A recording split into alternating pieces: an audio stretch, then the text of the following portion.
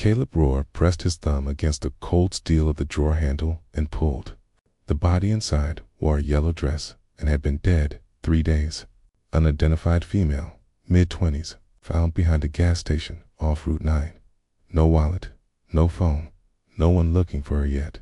He updated the log, noted the temperature reading, and slid the drawer shut with both hands. The fluorescent lights overhead made everything look clinical and pale. He preferred it that way. Clean lines, clear procedures, no ambiguity. He'd been doing this for 16 years. He inherited the job from his father, who'd done it for 30 before him. The Rohr family had been cutting open the dead in Vatican County since before the interstate went through. He moved to the next drawer.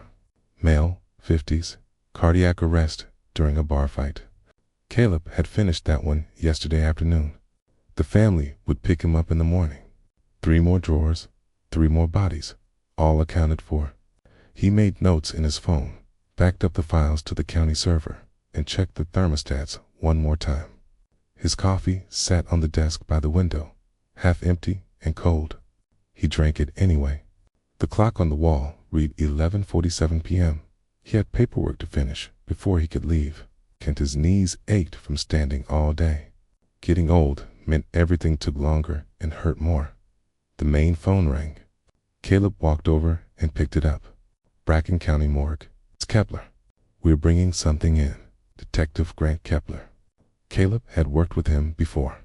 Kepler was thorough, humorless, and never called this late unless something had gone sideways.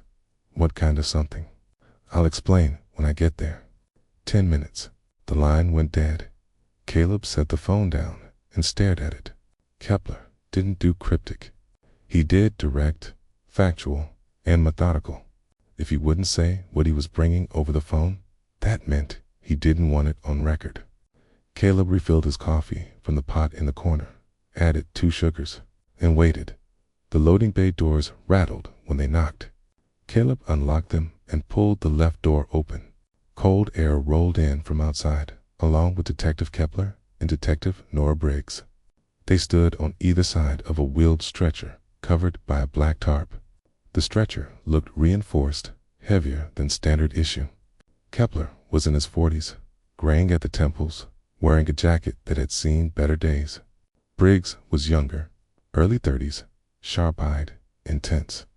Neither of them looked like they wanted to be here. Evening, Caleb said. Kepler nodded. Briggs didn't acknowledge him at all. They wheeled the stretcher inside, and Caleb closed the door behind them. The sound echoed through the empty bay. What have you got? Caleb asked. Kepler exchanged a glance with Briggs. She gave him a small nod. We don't know, Kepler said. Found it in a field off County Road 14. Burned ground. No tracks, no signs of a struggle. Just this. He pulled back the tarp.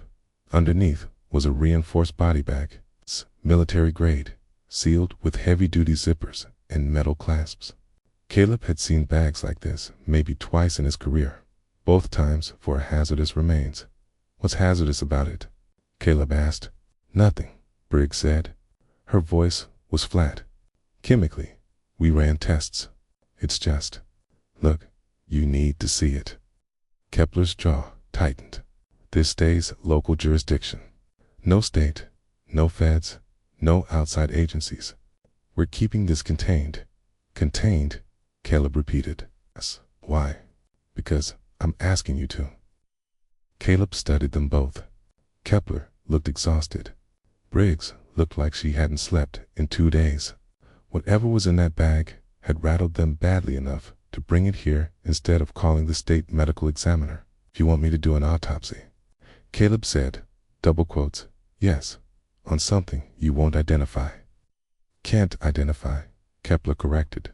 We need you to tell us what it is. Briggs stepped forward. Under no circumstances can you disclose what you're about to see. Not to anyone. Not your staff. Not your friends. Not anyone. Do you understand? Caleb looked at her. I don't have staff and I don't have friends. Good, she said. Kepler moved the stretcher toward the main examination room. Caleb followed them through the double doors. The room smelled like disinfectant and cold metal.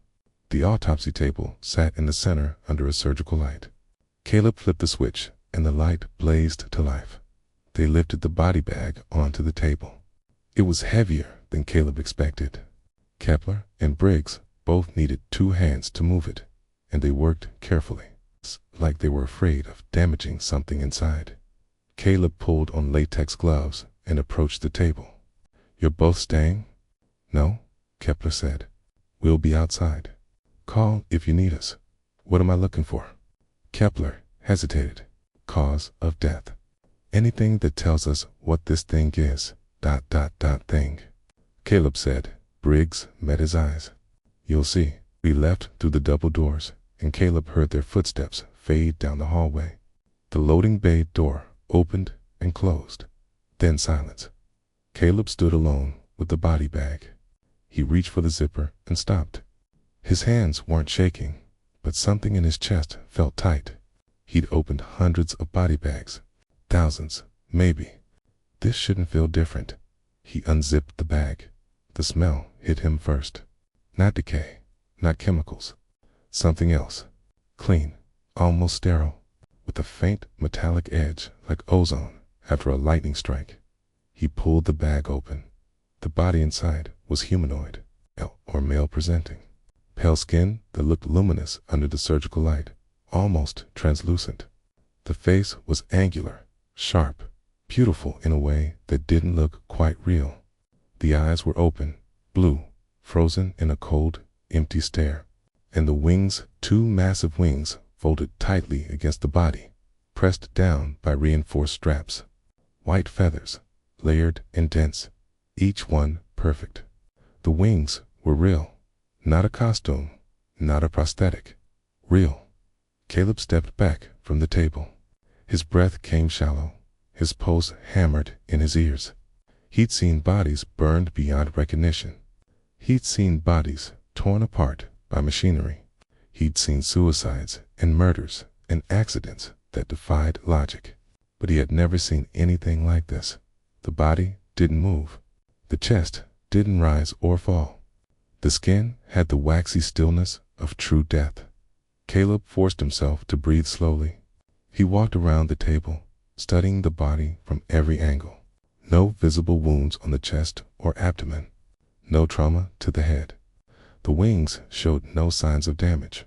He pulled his phone from his pocket and took photographs. Close-ups of the face, the hands, the wings. He measured the body. 6'4". The wings extended another 3 feet on either side when fully spread. Though he didn't dare release the straps yet, he returned to the head of the table and looked into those frozen blue eyes. "What the hell are you?" he said aloud. The body didn't answer. Caleb walked to his desk and turned on the digital recorder. He spoke the date, the time, and the case number Kepler had given him. Then he paused. "Unidentified remains," he said slowly. "Humanoid, approximately 6'4", male presenting, pale skin, blue eyes. Bilateral appendages resembling wings attached to the shoulder blades and upper back. Origin unknown."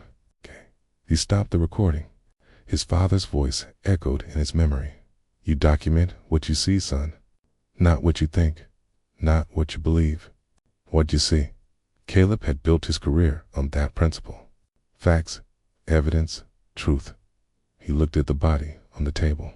He set out his instruments, scalpel, forceps, rib spreaders. Bones, everything clean and precise, arranged in the order he'd used them for years. His hands moved through the familiar routine, but his mind kept circling back to the same impossible thought. This body is human enough to study. He already knew it was a lie, but he picked up the scalpel anyway. Caleb stood over the body with the scalpel in his hand. The blade caught the light, and for a moment he couldn't move. Every autopsy started the same way. Y incision from shoulders to sternum, then down to the pubic bone. Open the chest cavity. Examine the organs. Document the findings. Simple, mechanical, routine. Nothing about this felt routine. He set the scalpel down and stepped back from the table. His father had taught him to trust his instincts. If something felt wrong, You stopped and reassessed. You didn't rush. You didn't force it, but his father had never cut open an angel. Caleb rubbed his face with both hands. The word had been sitting in his mind since he'd opened the body bag. And he'd been refusing to acknowledge it. Angel, as in wings and halos in biblical mythology. He'd gone to church as a kid, sat through sermons, learned the stories. He'd stopped believing in most of it after his wife died. Cancer didn't care about prayer. God didn't intervene. The world kept turning, different and cold, and now this. He walked to the window and looked out at the parking lot, empty. Kepler and Briggs were gone. The streetlight flickered at the edge of the property. Everything looked normal. Caleb turned back to the table. "All right," he said quietly. "Let's find out what you are." Hay picked up the scalpel again and pressed the blade against the pale skin just below the collarbone. The skin resisted more than human tissue, tougher, denser. He applied more pressure and made the first cut. The temperature in the room dropped. Caleb paused. The thermostat on the wall read 68, same as always, but the air felt colder now, biting at his exposed skin. His breath didn't fog, but the sensation was unmistakable. He continued the incision, shoulder to sternum, straight and controlled. The skin parted cleanly, revealing muscle underneath. The muscle looked human enough, striated, dense, but when he examined it closer, he saw something else. Markings, thin lines, etched into the muscle tissue. Not scars, not wounds. Deliberate patterns that looked like writing or symbols, or both. They ran along the muscle fibers in precise rows, like someone had carved them there with surgical precision. Caleb leaned closer. The symbols glowed faintly, a soft white light, barely visible under the surgical lamp. He touched one with the tip of the scalpel. The light intensified for a split second, then faded. The feathers on the wings shivered. Caleb jerked back. The wings were still strapped down, still motionless, but he'd seen it. A faint ripple through the feathers, like something had passed through them. "Jesus Christ," he whispered. He took 3 photographs of the symbols, then resumed the incision down the center of the chest, careful and steady. The blade moved through tissue that shouldn't exist, revealing an anatomy that made no sense. He reached the end of the incision and set the scalpel aside. Then he picked up the rib, SPREADERS. This was the part his father had always hated.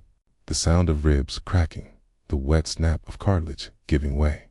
It was necessary, but it never got easier.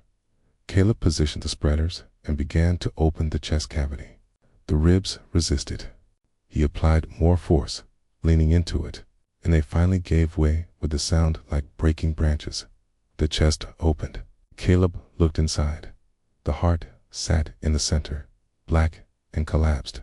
Not diseased, not decayed black. The tissue looked charred, as if something had burned it from the inside out. A puncture wound ran straight through the center, clean and precise. The edges of the wound were smooth, cauterized.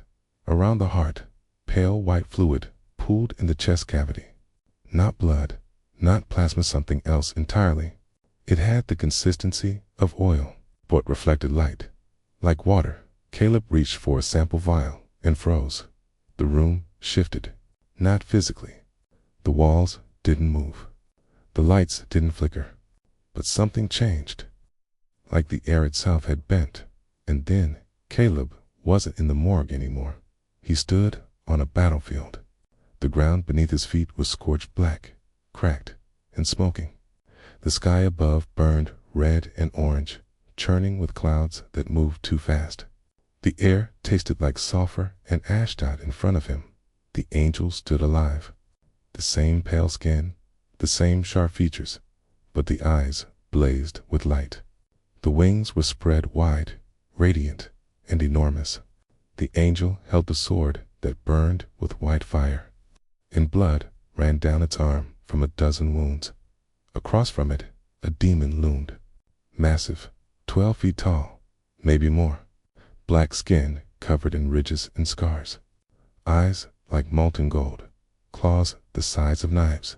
It wore armor made from bone and metal, and it smiled with a mouth full of teeth. Brune, Caleb heard himself say. The name appeared in his mind like it had always been there. The demon lunged. The angel raised its sword to block, but Varen was faster. One clawed hand caught the angel's wrist and twisted. The sword fell. The other hand drove forward, punching through the angel's chest with brutal efficiency. The angel's mouth opened in a silent scream. Light poured from the wound. Varen leaned in close, whispering something Caleb couldn't hear, and then ripped his hand free. The angel collapsed. The light faded. The wings folded inward. Varen looked up, straight at Caleb. The demon's eyes locked onto him and its smile widened. It knew Caleb was there. It could see him. The vision snapped off like a severed cable. Caleb staggered backward and slammed into the desk. His hand shook, his pulse hammered in his throat. The morgue looked the same. The body lay open on the table. The clock on the wall read 12:23 a.m. He bent over, hands on his knees, trying to breathe. The vision had felt real, not a dream, not a hallucination. Real. He'd been there, standing on that battlefield, watching the angel die. And the demon had seen him. Caleb straightened slowly. His legs felt weak. He looked at the body on the table, at the blackened heart with its puncture wound, and everything clicked into place. This was how the angel had died. Varen had killed it. That battlefield, that moment, that wounded, had all happened. The lights flickered. Caleb looked up. The fluorescent tubes buzzed, dimmed, then brightened again. The sound changed, taking on a high-pitched tone that hadn't been there before, faint, but growing louder. He walked back to the table. The pale fluid around the heart had started to move, swirling in slow circles, despite nothing touching it. Caleb picked up the recorder and pressed the button. "Continuing examination," he said. His voice cracked. He cleared his throat and tried again. Subject's heart shows signs of catastrophic trauma. Puncture wound through the center, approximately 3 inches in diameter. Tissue appears burned or cauterized. Cause of death likely exsanguination or cardiac arrest resulting from the wound. He paused. The high-pitched tone grew louder.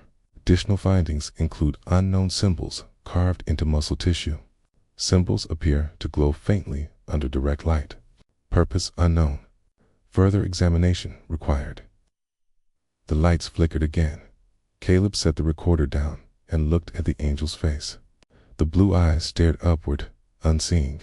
"Who are you?" Caleb asked quietly. The angel didn't answer, but somewhere in the back of Caleb's mind, he felt something stirring.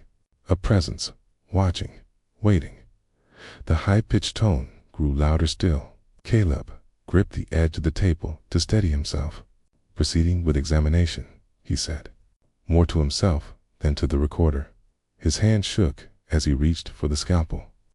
Again, Caleb tried to focus on the work document, the organs, measure the puncture wound, take samples of the pale fluid. Basic procedures, simple steps, but the visions kept pulling him back.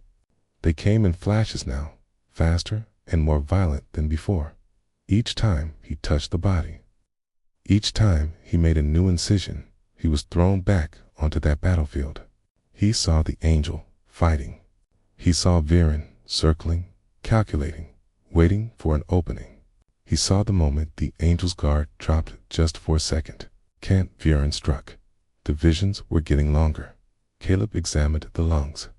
They looked normal at first glance, but when he made an incision to check for damage, the vision slammed into him again. The battlefield stretched for miles. Smoke rose from 1,000 fires. Bodies lay scattered across the scorched ground. Demons, angels, creatures Caleb didn't have names for. The angel stood alone, surrounded. Its sword blazed with light, but the light was dimming. The wings were torn and bloodied.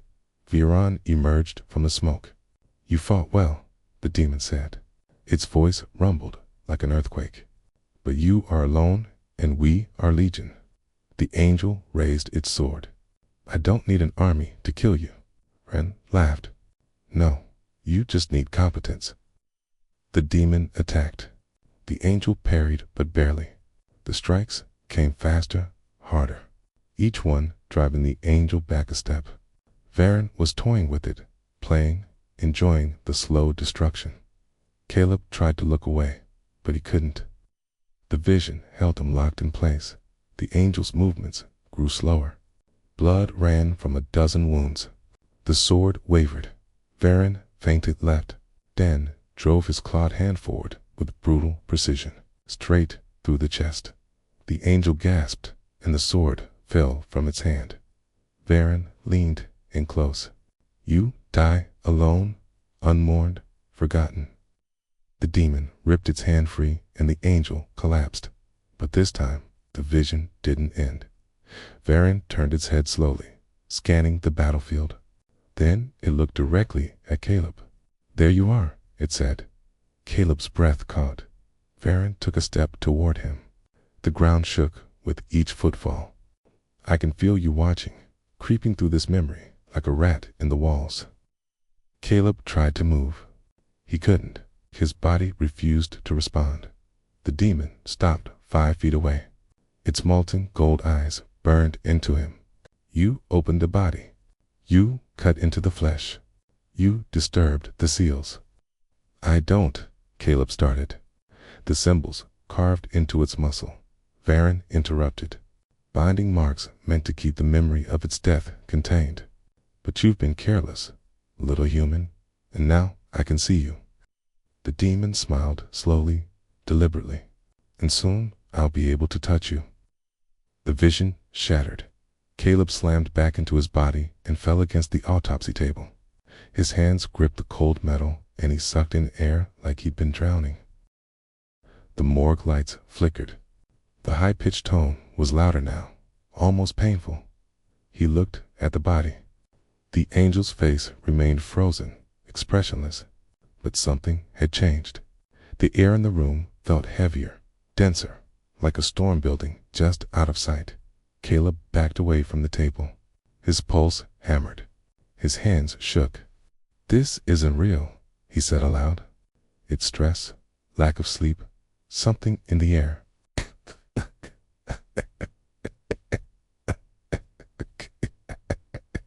Caleb grabbed his phone and called Kepler.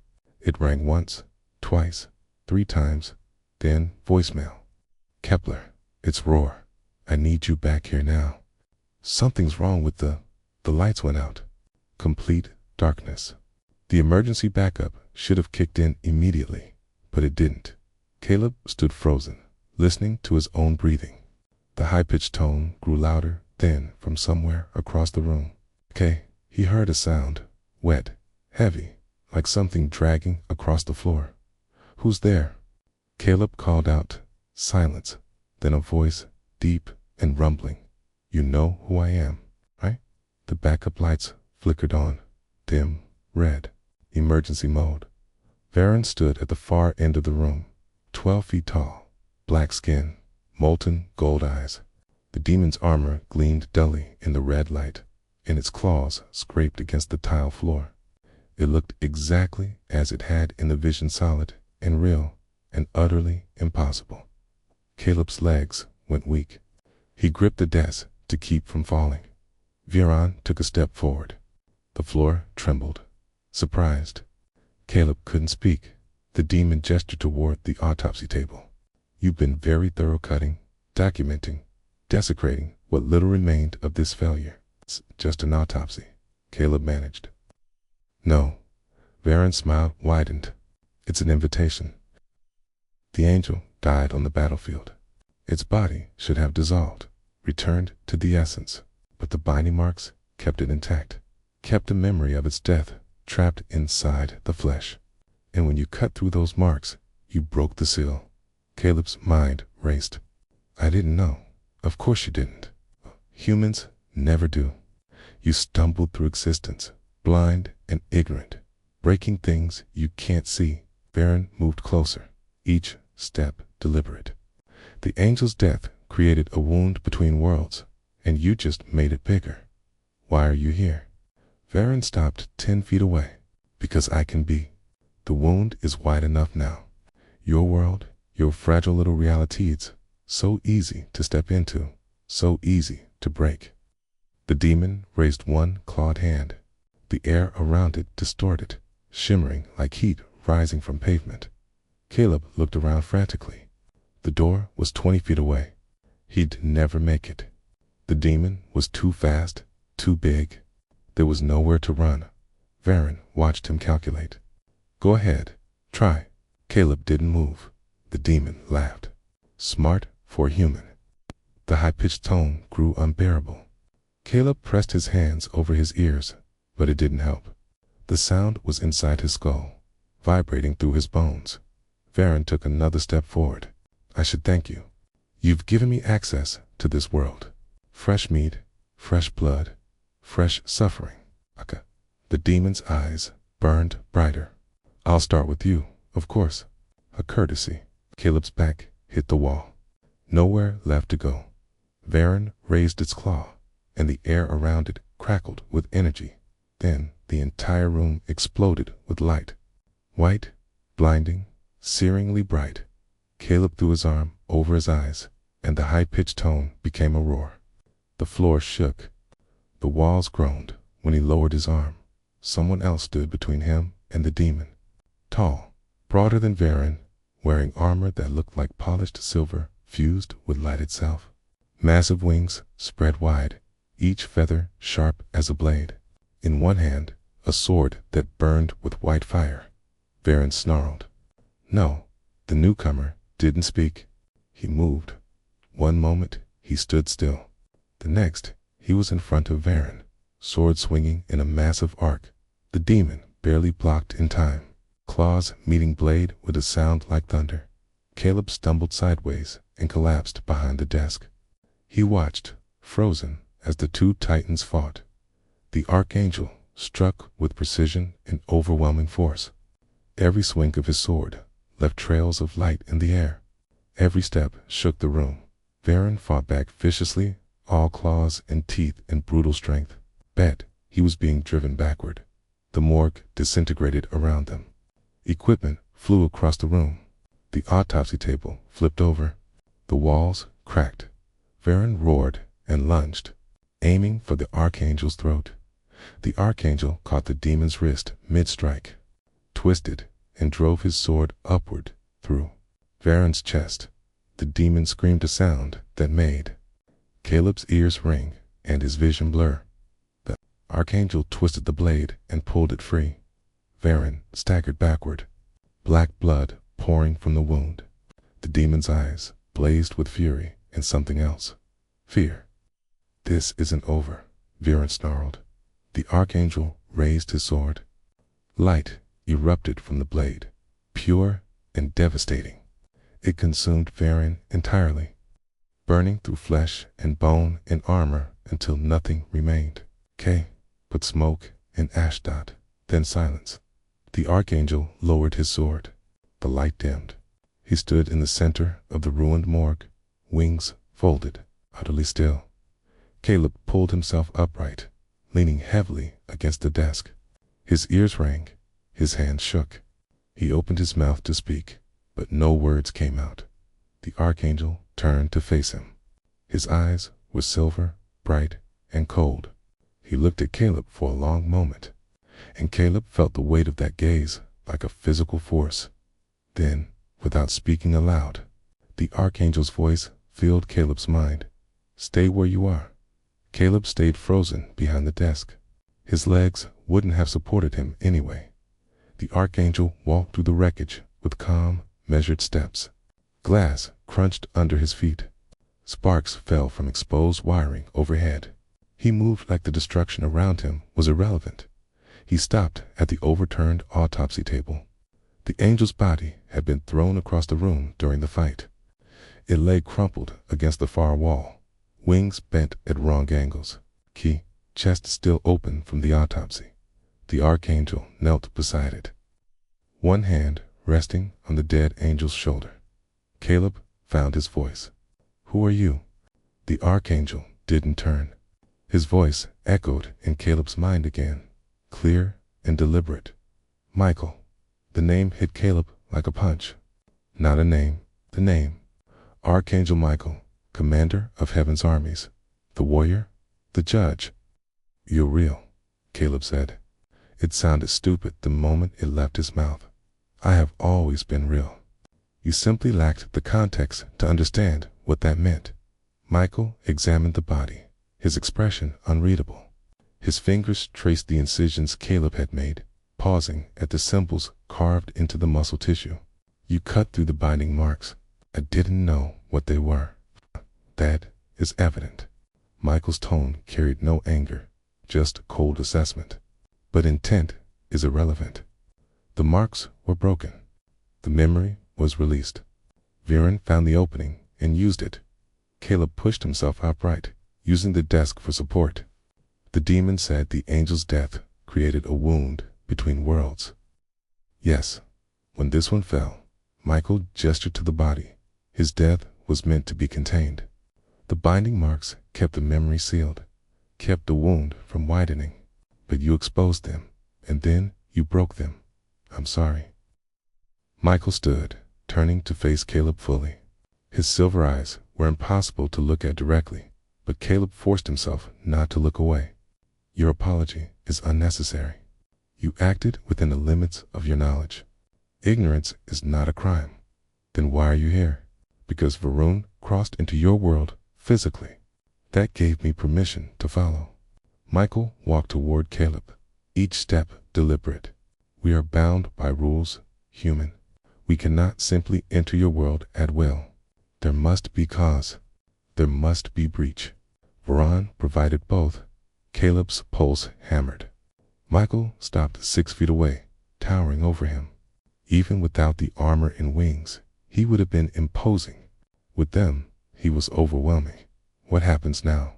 Caleb asked. Now, I take this one home. Michael gestured toward the dead angel. And I remove the evidence of what occurred here. Remove how? Varen's presence left a mark on this place. I will cleanse it. The building will be repaired. The damage will be undone. And the witnesses will forget. Caleb's throat tightened. Witnesses, the detectives who brought the body. The civilians who saw the field where he fell. Anyone who has knowledge of his existence. Michael tilted his head slightly. Including you. The words hung in the air between them. Caleb forced himself to breathe. You're going to make me forget. I am offering you a choice. A choice. You may keep the memory of tonight, or I will remove it. And you will wake tomorrow believing you processed routine remains. No trauma, no fear, no burden. Michael's expression didn't change, but his voice softened slightly. Most would choose to forget. Caleb looked around the ruined morgue equipment, destroyed. Walls cracked, his blood on the floor from where he'd been thrown against the desk. And in the corner, the body of something impossible. What about the detectives? He asked. Their memories will be removed regardless of your choice. They do not have the capacity to carry this truth. And civilians, the same. The field will be explained as a chemical fire. The body will never have existed. Your world will return to its comfortable illusion. Caleb rubbed his face with both hands. His head throbbed. His ribs ached. Everything hurt. Why give me the choice? Michael was quiet for a moment. Then, because you saw clearly. When confronted with the impossible, you did not run. You did not break. You sought to understand. He paused. That is rare in your kind. What happens if I remember? You will carry the knowledge of tonight for the rest of your life. You will know the truth of what exists beyond your world, and you will be alone in that knowledge. Michael's eyes seemed to pierce through Caleb. It is not a gift. It is a burden. Caleb thought of his father, the man who taught him to seek truth, to never look away, to document what he saw, no matter how difficult. His father had cut open bodies for 30 years, carrying the weight of every death, every tragedy, every unanswered question. The truth matters, his father had said, even when it hurts. especially when it hurts. I want to remember, Caleb said. Michael studied him. You are certain. Yes, you understand you cannot share this knowledge. If you speak of it, you'll be dismissed as delusional, institutionalized. Perhaps your life will become more difficult. I understand. Michael nodded slowly. Then you will remember. The archangel turned and walked back to the dead angel's body. He lifted it with both hands, cradling it like it weighed nothing. The wings folded inward, and the body began to glow with soft white light. What was his name? Caleb asked.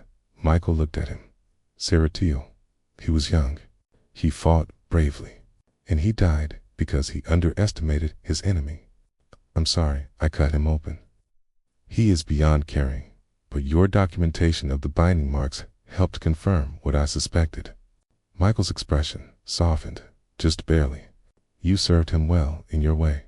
The body dissolved into light, fading until nothing remained but a gentle glow in Michael's hands. Then that too disappeared. Michael spread his wings. They filled the room, massive and terrible and beautiful. He looked at Caleb one last time. You will sleep soon. When you wake, the morgue will be repaired. The detectives will return confused but unharmed. You will answer their questions truthfully within the limits of what they can accept. He paused. And you will live with what you now know. Will I see you again? Caleb asked. I do not know. But if you do, it will mean something terrible has happened. Michael's form blazed with light, and then he was gone. No sound, no explosion, just absence. Caleb stood alone in the ruined morgue. The emergency lights flickered. The floor was covered in debris. His hands shook. He walked slowly to where the autopsy table had been.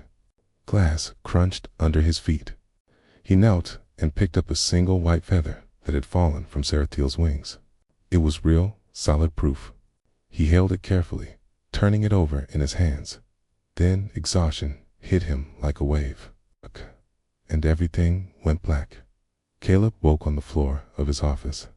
Sunlight streamed through the window. He pushed himself upright, groaning as every muscle in his body protested. His ribs ached. His head throbbed. His hands were covered in small cuts. He stood slowly and looked around.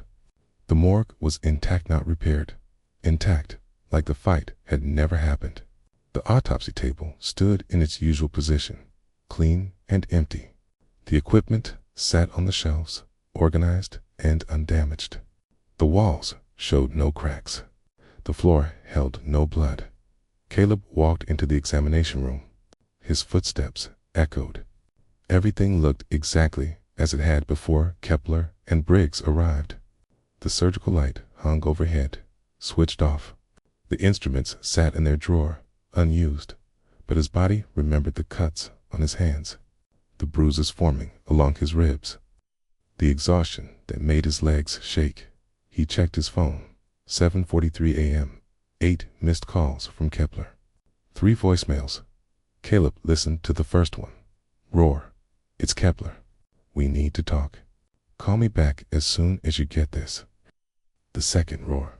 This is getting urgent. We don't know what happened last night. There's a gap in our memory, and just call me. The third. We're coming back to the morgue. Be there. Caleb deleted the messages and pocketed his phone. He walked to his desk and opened the bottom drawer. Inside, wrapped in a clean cloth, was the white feather. He'd put it there before he passed out, or maybe after. Time had gotten blurry toward the end. The feather proved it had been real. He wrapped it carefully and returned it to the drawer. 20 minutes later, Kepler and Briggs arrived. They walked in looking tired and confused. Kepler's jacket was wrinkled. Briggs had dark circles under her eyes. Roar, Kepler said. We need to talk. Caleb nodded. Come in. They sat in his office. Kepler rubbed his temples. Briggs stared at the floor. We're missing time, Kepler said. Last night, we brought you something. Remains evidence. We can't remember exactly, but when we left here, it was around midnight. A cue, and then we woke up in our car at 6 a.m., parked outside the station. No memory of anything between. What do you remember before midnight? Caleb asked. Kepler frowned. We found something in a field. County Road 14. Burned ground. We thought it was important, but now I can't remember what it was. Briggs looked up. Did we bring you anything? Do you have any records? Caleb shook his head. You came by around midnight. We talked for a few minutes. You said you'd found something in a field, but wanted to run more tests before bringing it to me. Then you left. It was a lie. A clean, simple lie. And they believed it because they had nothing else to believe. Sure? Kepler pressed. I'm sure. I was doing paperwork most of the night. You stopped by, we talked, you left. That's it. Briggs stood and walked to the window. Something's wrong. I know something's wrong. I can feel it. Kepler looked at Caleb. You didn't see anything unusual. Nothing out of the ordinary. Caleb held his gaze. No, just a quiet night. They left 30 minutes later, still confused, but accepting. They had no evidence of anything else. Their memories were gone, and Caleb's story was consistent. He watched them drive away, then returned to his desk and sat heavily. The next 3 weeks passed slowly. Caleb repaired his body. The cuts healed, the bruises faded, the exhaustion lifted. He returned to work, processing the dead, documenting the causes, maintaining order in a world that no longer made sense. He told no one what had happened. Kepler and Briggs stopped asking questions. After the first week, the burned field on County Road 14 was explained as a chemical spill from an illegal dump site. The case was closed. Life moved on. But Caleb remembered everything. He remembered Sarah Teal's face. He remembered Varen's voice. He remembered Michael's silver eyes and the weight of his presence. He remembered the impossible fight, the blinding light, the truth that his world was thinner than he'd ever imagined. He carried it alone. Some nights, he'd wake up in a cold sweat, convinced he heard the high-pitched tone again. Other nights, he'd stand in the examination room, staring at the autopsy table, wondering if any of it had been real. Then he'd open the desk drawer and look at the feather. And he'd know. A month after the incident, a young woman came in to identify her father's heart attack, sudden and unexpected. She cried in Caleb's office while he filled out the paperwork. He made her coffee and let her sit in silence until she was ready to leave. As she walked out, she turned back. Do you believe in heaven? Caleb looked at her. A kid, maybe 25, grieving, lost, asking him for comfort he couldn't provide.